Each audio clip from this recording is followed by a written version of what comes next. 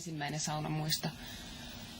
No, mitä tulee mieleen, niin varmaan ensimmäinen tilanne saunassa on semmoinen tyypillinen alastonkuva vauvasta kylpyammeessa saunan rappusilla, mutta totta kai mä en muista sitä.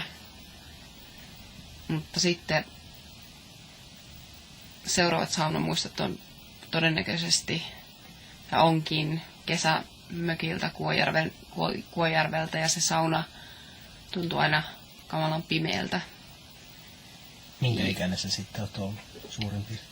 Ehkä 6 tai 7.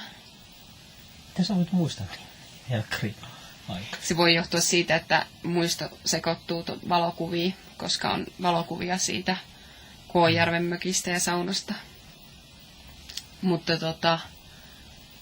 sitten jos todella miettii saunakokemusta, tärkeintä saunakokemusta, niin on ehdottomasti se, että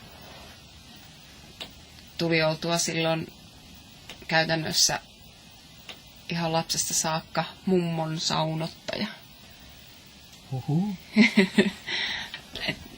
En tiedä, onko sä kuullut, mutta Suomessa oli siis saunottajakulttuuri jossain vaiheessa. En ole kyllä tietoa. Mutta joka lauantai siis, niin mä saunotin mummon.